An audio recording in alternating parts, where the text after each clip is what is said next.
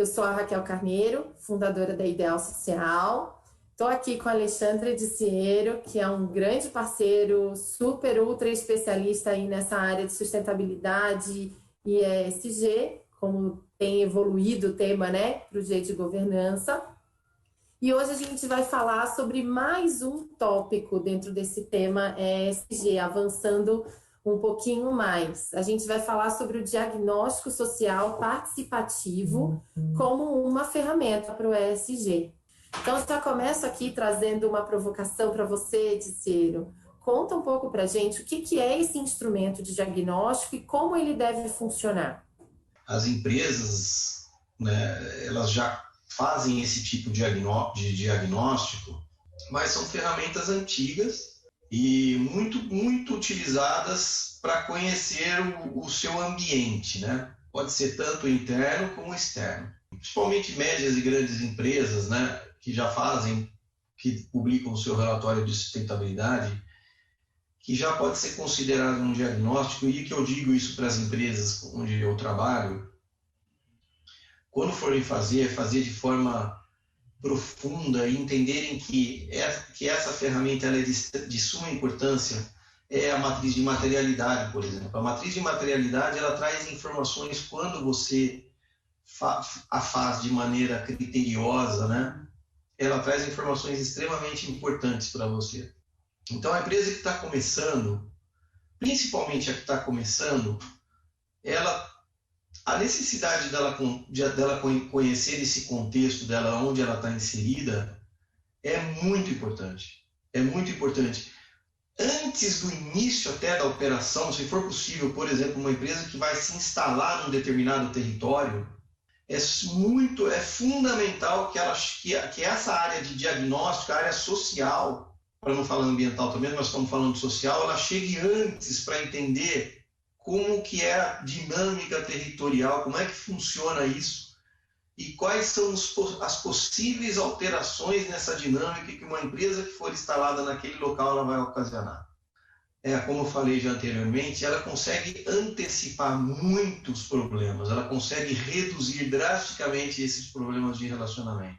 Agora, quando eu falo diagnóstico, eu falo um diagnóstico realmente bem feito, né? Um diagnóstico com metodologia, um diagnóstico levando em considerações a questão do tamanho da população, do nível de confiança, margem de erro, fazer tudo certinho, né?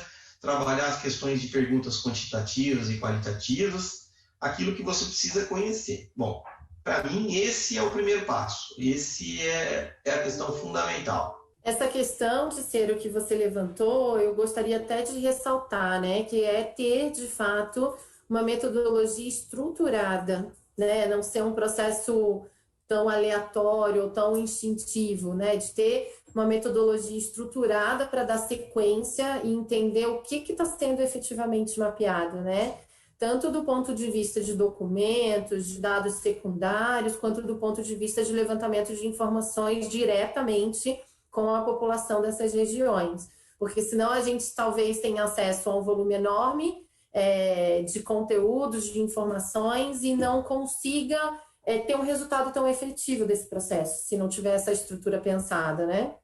Exatamente.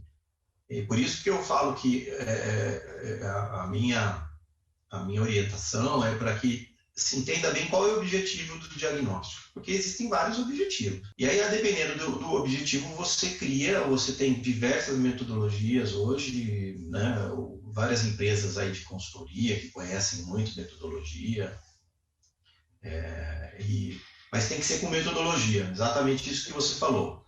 E na avaliação de dados secundários, hoje a gente tem uma infinidade de informações atualizadas, inclusive, né? IBGE, aí a CIDA do IBGE, PNUD, INEP, INPE, DataSul, um monte de informações que precisam ser compreendidas, né? Dependendo da necessidade daquele diagnóstico, e aí você vai a campo, né? Dependendo daquilo que você precisa, você direciona o seu diagnóstico. O importante, repito, é fazer muito bem feito para você ter informações verdadeiras, informações com um nível de apuracidade alto, porque o pior do que não fazer é obter informações que não são corretas. Aí você pode ter problemas, né? Sim, sem dúvida. E aí você falou um pouco dessa questão do objetivo, pensando ainda, né, dessa pergunta que eu te fiz de como esse instrumento deve funcionar na prática. Você consegue exemplificar, Odiciero, um ou dois objetivos para ilustrar um pouco mais para quem estiver assistindo a gente? Sim, claro, sem dúvida. Eu vou dar um exemplo próprio, né? A gente terminou um trabalho de campo recentemente, grande, na Amazônia, né? Cujo objetivo era entender a questão de tradicionalidade das comunidades, né? Porque essa é uma questão muito complexa, né? E então toda a nossa metodologia, né? Toda a metodologia que foi criada foi com essa visão. Primeiro, quais profissionais nós precisamos ter para entender de fato como ele vai avaliar se a comunidade é tradicional ou não é. Então, primeiro, você precisa ter uma equipe que tenha conhecimento para cumprir o objetivo. Eu não posso, por exemplo, ir numa região para avaliar a tradicionalidade de comunidade se eu não tiver um profissional que conheça como fazer isso. Sei lá, um antropólogo, um sociólogo, eu tenho que pesquisar no mercado, eu tenho que fazer uma avaliação e ver quem são os profissionais que conhecem isso. Melhor ainda, se tiver profissionais da religião, ainda melhor ainda. Então, só para terminar aqui, a gente fez uma avaliação de 150 comunidades da Amazônia e fizemos todo o diagnóstico, preparamos todos os dados secundários e agora a gente está na fase de compilação dos dados primários para a emissão do relatório. Então, assim, é um exemplo, né? Então, qual era o objetivo? O objetivo era mapear as comunidades do entorno dessa empresa e verificar se a comunidade é tradicional e não é tradicional, e os impactos negativos e positivos gerados pela empresa, expectativas, interesses, forças e etc. E aí, então, eu acho que é um exemplo bem importante, até esclarecedor, que quando a gente fala de metodologia e como esse diagnóstico está estruturado, não é só do ponto de vista de ter etapas pensadas e de uma maneira clara, mas começa até na escolha do profissional que vai atuar, né? Então, a gente não pode ter, até enquanto consultoria, uma equipe única, padrão, porque a gente sabe que cada demanda, cada objetivo, eventualmente até cada região, a gente vai precisar de um olhar diferenciado, seja da regionalidade, seja de características, como você mencionou, de comunidades tradicionais, ou características mais urbanas, de grandes centros urbanos, enfim. A gente precisa ter um olhar nesse planejamento do diagnóstico, e aí um ponto para as empresas até que vão abrir, eventualmente, uma concorrência para uma contratação de diagnóstico, também se preocuparem em avaliar dentro de uma proposta, né? Exatamente. Essa questão de trabalhar com consultorias, essa é uma grande vantagem. Se a consultoria ela tem condições de pincelar no mercado, de escolher profissionais que são adequados para aquele determinado objetivo do trabalho, coisa que a empresa não pode fazer. Ela não consegue ficar mandando embora, contratando especialistas, né? A hora que ela quer. Isso não é tão simples assim. Ela precisa ter informações para montar a sua estratégia, nesse caso que a gente está falando de relacionamento, de comunicação e de trabalho dentro do território que ela está inserida, né?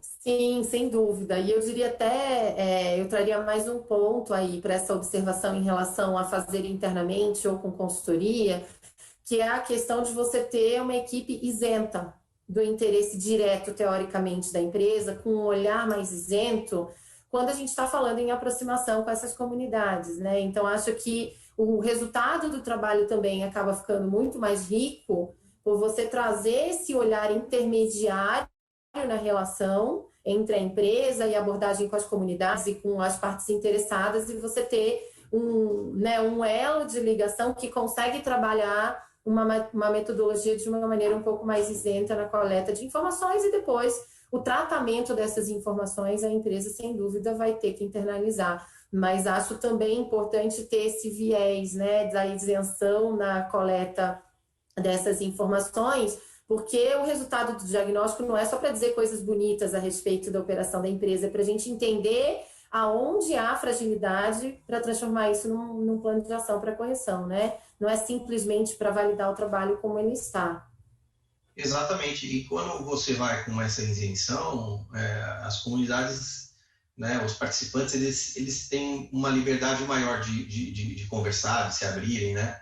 Coisas que às vezes amedrontam, às vezes alguém eles têm medo de retaliação ou algum tipo de ação contra, né? Então, é exatamente isso que você falou. É fundamental essa isenção para você ter o máximo de dados possíveis, né, assim, nesse diagnóstico. Eu acho que isso é uma realidade que é muito comum, que as empresas, de uma forma geral, acabam vivendo, que é o receio de iniciar um processo de diagnóstico, principalmente quando ele prevê uma metodologia que tem um caráter participativo, né, dessas partes interessadas, das regiões onde acontece a operação e dessas comunidades, né? Até porque, como o foco desse diagnóstico é entender, conhecer os impactos ou potenciais ou reais dessa operação, trazer isso para um fórum mais aberto, onde você tem pessoas externas à empresa, a gente sabe que algumas ficam com muito medo dessa reação, ou talvez de levantar um lado ruim da operação da empresa para conhecimento de pessoas externas, né? Um lado, nem vou dizer ruim, mas talvez um lado que precisa ter um olhar mais cuidadoso na hora de trabalhar a mitigação, enfim, ou evitar esses possíveis impactos. Então, a gente sabe que essa aproximação, ela precisa ser muito bem pensada do ponto de vista de metodologia, de estruturação.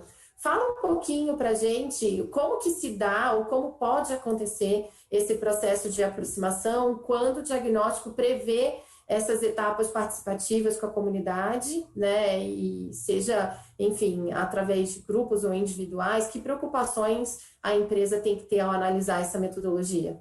Se a empresa é uma empresa que vai iniciar um projeto, sei lá, Greenfield, ela vai começar vai construir ainda um empreendimento no local, a forma de abordagem é diferente do que um local que você já está instalado e já existe um relacionamento, uma forma de relacionamento já impregnado. Então, assim, quando você, num projeto que a empresa vai chegar ainda, você tem a oportunidade de bater na porta, né, da casa das pessoas. Estou fazendo aqui uma brincadeira, né, bater na porta, mas ir lá e conversar e demonstrar que o seu interesse e a sua franqueza em estar dizendo o seguinte: olha, é o seguinte, ó, eu estou chegando aqui no quintal da sua casa, estou chegando aqui no seu território e gostaria de compartilhar com vocês o que eu vou fazer, como nós vamos fazer e como vocês podem participar desse processo, como a gente consegue trocar ganhos, como que a gente consegue compartilhar valores, né? Lógico, a linguagem que você vai usar tem que ser de acordo com o público que você... Mas, assim, isso é como se fosse você dizer o seguinte: olha, nós vamos mudar a dinâmica aqui e a gente quer mudar para melhor. A gente quer que vocês participem disso e a gente quer mudar para melhor. E explicar o que vai ser o projeto. Isso é extremamente positivo. Tem uma experiência super positiva com isso.